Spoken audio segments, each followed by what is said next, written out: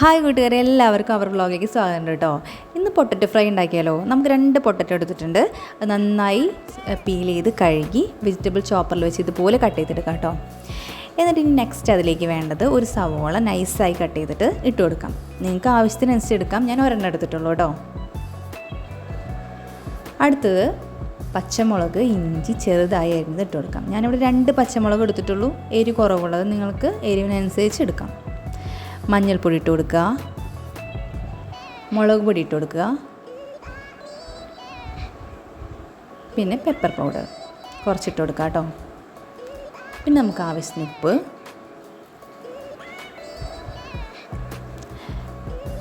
കുറച്ച് coconut oil,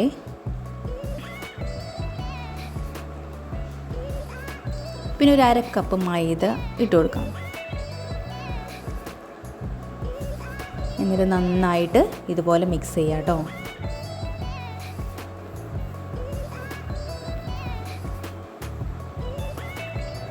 ഇനി അതിലേക്ക് ഒരു 1/4 ടീസ്പൂൺ വെള്ളം ഒഴിച്ച് കൊടുത്ത് മിക്സ് ചെയ്യാം.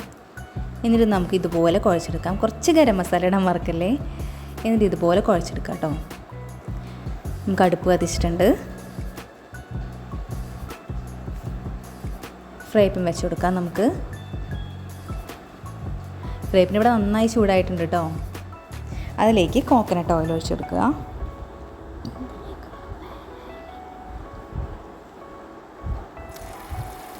എന്നിട്ട് നമുക്ക് ഇതുപോലെ പരത്തിയിട്ട് ഇട്ട് കൊടുക്കാം കേട്ടോ.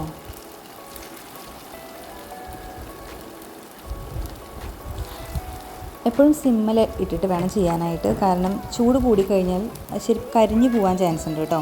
അപ്പം എപ്പോൾ എന്ത് ഫ്രൈ ചെയ്യുമ്പോഴും നമ്മൾ സിമ്മിലിട്ട് ചെയ്യാം, അല്ലെങ്കിൽ ഉള്ളു വേവില്ല. അപ്പോൾ അങ്ങനെയൊക്കെ ഉള്ള കാരണം കൊണ്ട് സിമ്മിലിട്ടിട്ട് തന്നെ എപ്പോഴും ഫ്രൈ ചെയ്യാം കേട്ടോ. നമുക്ക് ഇതൊരു ഭാഗം ആയിട്ടുണ്ട്, നമുക്ക് മറിച്ചിട്ട് കൊടുക്കാം.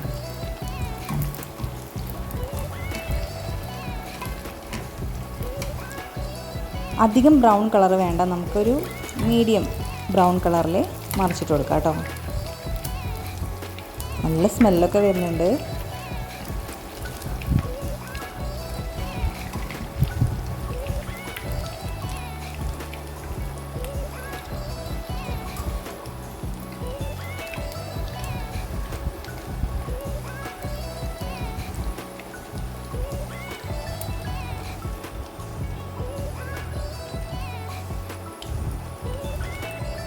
ഇപ്പോൾ 2 ഭാഗവും ആയിട്ടുണ്ട്, നന്നായിട്ട് ബ്രൗൺ കളറായിട്ടുണ്ട്.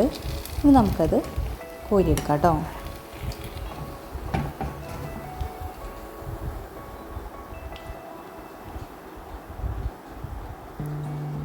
ഇനി ഇതുപോലെ ബാക്കിയുള്ളതൊക്കെ ഉണ്ടാക്കിയെടുക്കാം. നമുക്കിനി മഴക്കാലമാണ് വരാൻ പോകുന്നത്. മഴക്കാലത്തൊക്കെ കുട്ടികൾ സ്കൂളിൽ വരുമ്പോൾ നമുക്ക് ഉണ്ടാക്കി കൊടുക്കാൻ പറ്റുന്ന ഒരു നല്ല ഡിഷാണ് കേട്ടോ.